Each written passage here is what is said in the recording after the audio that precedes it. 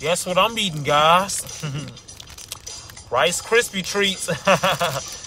Yep, that's right. Because I love you like Rice Krispie treats. Man, I love these things.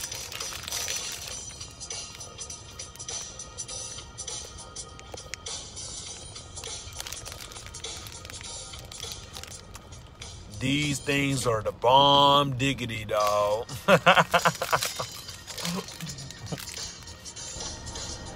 That Rice Krispie treat was off the chain. Well, y'all know I gotta have my Rice Krispie treats before I tell my stories, because this story time is about the time when I first got my driver's license. Now, I love driving. I love cars. As a matter of fact, I love my own car. That's why I'm always telling story times from inside of my car. I'm always sitting inside of my car telling stories because I love my car so much. Let's take a look at how my car actually looks.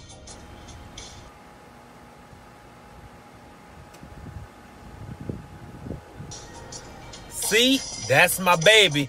I've been having this car for about 4 years. It'll be 4 years in June. And I've been taking great care of it. I'm almost done paying it off. I got 1 more year on it, and I'm done paying it off. I'll be done.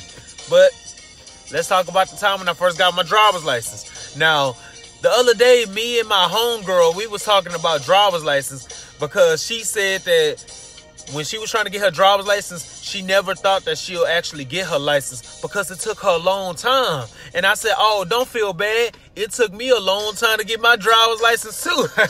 It took me 3 tries. I failed the test 2 times before I got my driver's license. But hey, as long as I got my driver's license, right? Well, I'm going to tell you guys what happened 3 times when I tried to get my driver's license. All right, now the first time when I tried to get my driver's license, I actually failed. Well, this story gonna be about the first time when I failed. I'm gonna tell you guys 3 mini story times. Okay, so this story time gonna be about the first time when I actually failed trying to get my driver's license at the DPS office. So, I go to the DPS office. I passed the written part of the test. Okay, the second part of the test was the driving portion. Okay, so my mama been teaching me how to parallel park because she said that, you know, I'm gonna have to parallel park during the driving test. I say, well, you know, driving, you don't really have to parallel park that much. I mean, it's very rare that you have to parallel park. So she taught me how to parallel park. I mean, we were practicing for like 3 days. So I said, okay, I got this down pat. I know exactly how to parallel park. So the driving instructor get in the car with me. I was driving my grandma's car at the time, and her car had no AC. And this is in the summertime, and it was hot as hell. Y'all know how hot it get in June. This is in June. It was hot. So my grandma didn't have no air in her car at all. So we just driving. Well, not driving, but when we got in the car, I told her, I say, well, the air conditioner does not work, sir. I said, I don't know if that's going to be a problem. Now, this was a big guy, so I knew this was going to be a problem. You know, big people need air. Not only big people, small people need air too. But he was huge, and I knew he was going to complain about being in that hot car. So he said, well, just leave the windows up. I say, you sure you want to leave the windows up? Because it's kind of hot. The air don't work. So he didn't want to listen to me. So he decides to turn up the air conditioner, and nothing was blowing out but hot air. Hot air was coming out of that air. And then he say, oh my goodness, you were right. It doesn't work. So he turns out the air. He say, okay, let's roll down the windows. I say, I told you. So he was like, okay, now the first thing you're going to do is parallel park. I said, okay, I got this. Okay, I'm sweating. Sweat just dripping down my face. And I'm like, okay, I can parallel park. I'm going to just ignore me being hot. I'm going to ignore the heat for a second. So I parallel park and everything. Well, I attempt to parallel park. So I got the wheel cut all the way to the right because he can't tell me what to do. So I'm pretending like my mama in the car, because every time I was parallel parking, my mama was always in the car directing me on what to do. So I get up to the cone, and then I attempt to cut my wheel all the way to the right. So I'm cutting my wheel to the right. I put it in reverse. So I'm backing up and backing up and backing up. And then I'm looking out of my driver's side mirror. So I'm just looking out the mirror like that. Just looking like that. And then I see that I can't see the cone. So I cut the wheel all the way over to the left. And then the car is actually moving. My grandma used to have a small Chevrolet. Like, her car was like really, really small. So it's easier to fit a small car in between those two cones. So I cut the wheel all the way over to the left. And then I'm looking out of my rear mirror. So I'm just looking like that out of my rear mirror. I'm just looking. And then I'm trying to get the car straight. Okay, so I think I'm straight. So I straighten up the wheel, and then I keep on backing up. Next thing you know, I can't see any of the cones anymore. I'm like, where the cones at? I'm looking out of my driver's side mirror. Can't see the cones. I'm looking out of the passenger side mirror. Can't see the cones. And all the driver instructor doing is just sweating. He just wiping his face off. That's all I can hear. I can hear, it's hot. I'm dripping sweat. So he got his shirt and just started wiping his face like that. He like, So he's sweating his balls off at the moment. So I'm trying to see if I can see the cones. So I keep on backing up. I'm like, well, maybe I'm in there. So I keep backing up. He say, okay, stop. Just stop. Okay, you failed. I'm sorry. You just hit the cone. I said, I hit the cone? How you know I hit the cone? I can't even see the cone. He said, why don't you get out and look? I said, okay, Big Papa. So I opened up the driver's side door, and I looked, and I had demolished the cone. Like, the cone was just, like, hanging on for dear life. It was just, like, bent. I said, I hope I didn't ruin the cone, you know. But it's made out of plastic or rubber, you know. So I attempt to, you know, put the car in drive, and I drive up, and then the cone, like, bounced back in place. I said, oh my God, thank God I didn't mess up the cone. I don't know if it was a cone or a pole. I think it was like a pole, like a plastic pole. It was either a cone or a pole. I don't remember. This is back in like 2009. I don't remember if it was a cone or a pole. But all I know is I hit the freaking pole or cone, whatever it was. So I failed. But I think I actually failed because I was hot and he was hot and the air wasn't working. So that was the first story of when I failed my driver's test. Okay, now here's the second story. Now, the second time around, I was ready. You know, this is like a week or 2 weeks later. I don't remember. But all I know is I was ready. My mama was training me every single day up until my test the second time around. So I said, okay, mama, I got it.